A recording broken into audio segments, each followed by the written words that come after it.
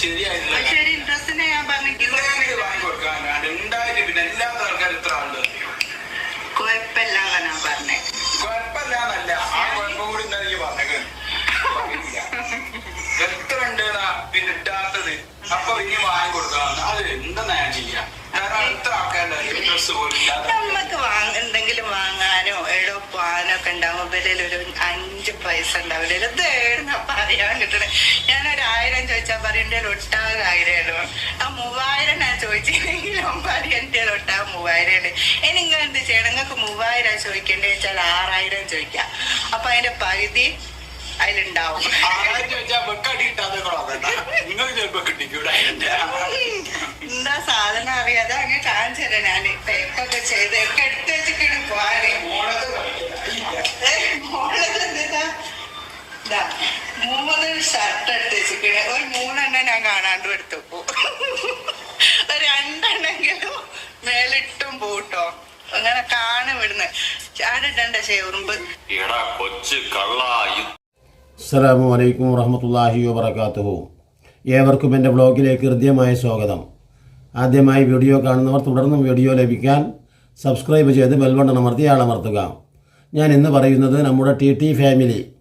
ആ T family കാട്ടിക്കൂട്ടുന്ന കോപ്രായത്തങ്ങൾക്ക് ആലോചിച്ച് നോക്കൂ. ഒരു മാന്യതയും അദബും ഒരു മര്യാദയും ലജ്ജയും ഒന്നുമില്ലാതെ. അല്ലാതെ നമ്മൾ ടി ഫാമിലിയെ വിമർശിക്കുന്നു.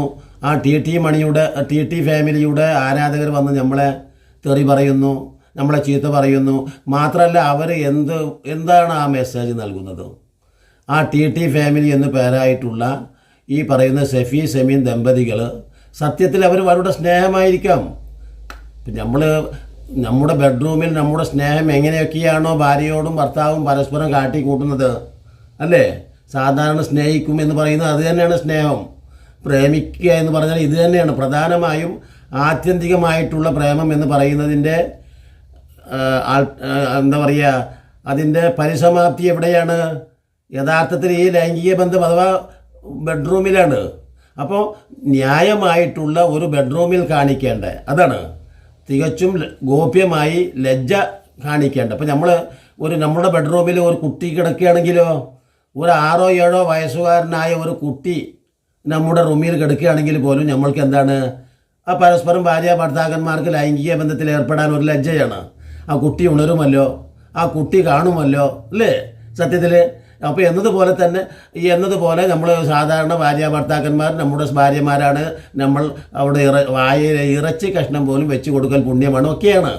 പക്ഷേ അതൊക്കെ പുറത്ത് പരസ്യമായിട്ട് അങ്ങാടിയിലും അതോടൊപ്പം തന്നെ കല്യാണ സദസ്സുകളിലും അതോടൊപ്പം തന്നെ ഇൻ്റർനാഷണലായിട്ട് ഈ എന്താ പറയുക ടെലികാസ്റ്റ് ചെയ്ത് വീഡിയോകളിലും ഒക്കെ ഉമ്മ വെക്കുന്നതും കെട്ടിപ്പിടിക്കുന്നതും വളരെ കൊഞ്ചുന്നതും ഒക്കെ ഇങ്ങനെ കാണിച്ചു കൊണ്ടിരിക്കുക എന്ന് പറഞ്ഞാൽ അതും ഒരു 19 വയസ്സ് സംഗതി എന്തായാലും മധ്യവയസ്കയായിട്ടില്ലേ ഈ സെമി. അതോടൊപ്പം തന്നെ ആ ചെറുക്കനെ സംബന്ധിച്ചിടത്തോളം അവന് 10-25 വയസ്സായിട്ടുള്ളൂ. അവനെ സംബന്ധിച്ച് എന്താ പറയുക ചോരത്തളപ്പ് മാറിയിട്ടില്ല. അപ്പോൾ അവൻ എന്തും കാട്ടിക്കൂട്ടും. അത് പോട്ടെ. അപ്പോൾ ഈ സ്ത്രീയോ ആലോചിച്ച് നോക്കും. ഞാൻ പറയുന്നത് അവരുടെ പ്രായവ്യത്യാസം കൊണ്ട് തീർച്ചയായിട്ടും അവരുടെ വിവാഹത്തെ അംഗീകരിച്ച ഒരാളാണ് ഞാൻ.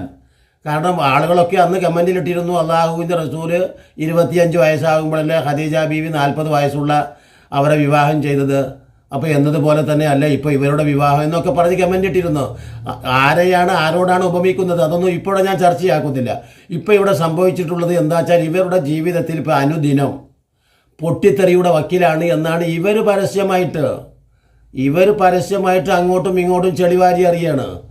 അതായത് ഈ സെമിയും സെഫിയും തന്നെ ഓരോ കാര്യങ്ങൾ അടുക്കള കാര്യം ഈ പറയുന്നത് പോലെ മുഴുവൻ ചവറുകൾ പുറം ലോകത്തേക്ക് അഥവാ അവർക്കിപ്പോൾ റീച്ച് കുറവാണ്. അപ്പോൾ ഏതെല്ലാം രീതിയിലാണോ ഇപ്പോൾ റീച്ച് ഉണ്ടാക്കി കൂടുതൽ വരുമാനം ഉണ്ടാക്കേണ്ടത് അതിന് വേണ്ടി എല്ലാ തിന്മകളുമായിട്ടും സഹകരിക്കുന്നുണ്ട്. ഇപ്പോൾ ഉഡായിപ്പ് പ്രവർത്തനത്വവുമായിട്ട് പങ്കാളികളാകുന്നു എന്ന് പറയുന്നുണ്ട്. എന്തൊക്കെയാണ് ക്രീമിൻ്റെ വിൽപ്പനയ്ക്ക് അവരും പോകുന്നുണ്ട്. അപ്പോൾ അതുപോട്ടെ. അപ്പോൾ ഈ പറയുന്ന ഈ സെമി എന്ന് പറയുന്നവൾ പറയാണ് എനിക്കിപ്പോൾ ഈ സെഫി യൂട്യൂബിൽ നിന്ന് ഞങ്ങൾക്ക് ഏകദേശം 1.5 ലക്ഷം ഉറുപ്പികയോളം വരുമാനമുണ്ട്. അത് സത്യമാണ്.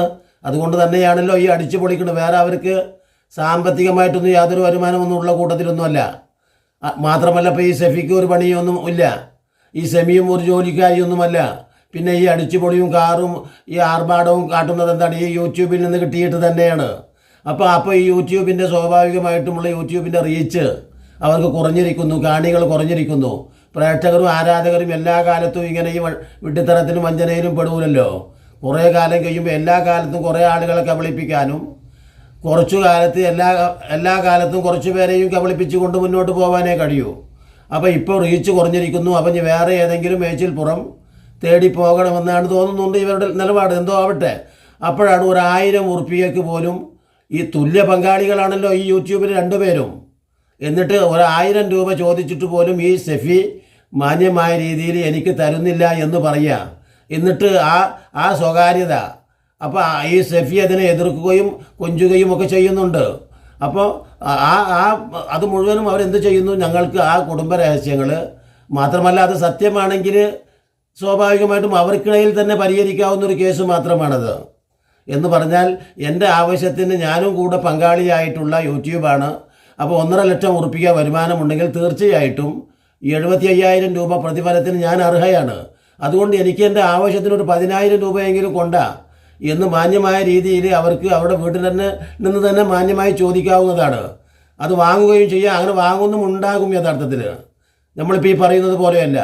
അപ്പോൾ എന്നിട്ട് അത് ഒരു നാടകമായിട്ട് എനിക്ക് ഈ സെഫി പൈസ തരുന്നില്ല, 1000 ഉറുപ്പിക ചോദിച്ചാൽ അപ്പോൾ 500 ഉറുപ്പികയേ ഉള്ളൂ എന്ന് പറയും, 3000 ചോദിച്ചാൽ 1500 ഉള്ളൂ എന്ന് പറയും, 6000 ചോദിച്ചാൽ 3000 കയ്യിലുള്ളൂ എന്ന് പറയും.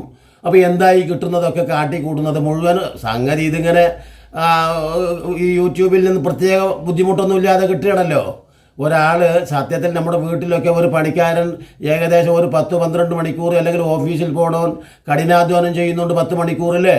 എന്നിട്ട് അവർക്ക് പോലും സാധാരണ ഒരു പ്രൈവറ്റ് മേഖലയിൽ നിന്ന് കിട്ടുന്നത് ഒരു ദിവസം ഏറി വന്നാൽ ഒരു 500 ഉറുപ്പിക അല്ലെങ്കിൽ 400 ഉറുപ്പികയൊക്കെയാണ് അവരുടെ വരുമാനമുള്ളത്.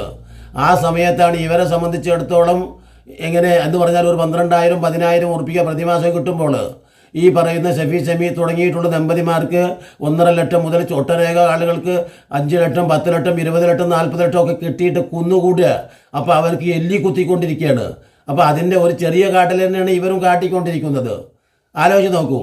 അപ്പോൾ ഞാൻ പറയുന്നത് അവർക്ക് കിട്ടുന്നതിനെക്കുറിച്ചോ അവർ വാങ്ങുന്നതിനെക്കുറിച്ചോ ഒന്നുമല്ല.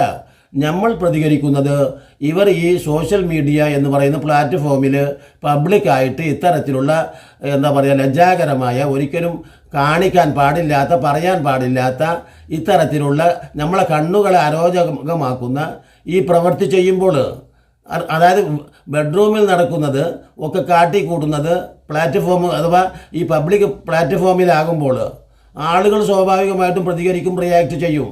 എന്നിട്ട് ഞങ്ങൾ കോടതിയിലേക്ക് പോവുകയാണ്. ഏതോ അതുൽ വ്ളോഗർ എന്ന് പേരായ അതുൽ വ്ളോഗർ ഏതൊക്കെ അവരുടെ ഈ കോപ്രായങ്ങളെയൊക്കെ തുറന്നു കാണിച്ചിരുന്നു. അപ്പം ഞങ്ങൾ കോടതിയിലേക്ക് പോവുകയാണ്.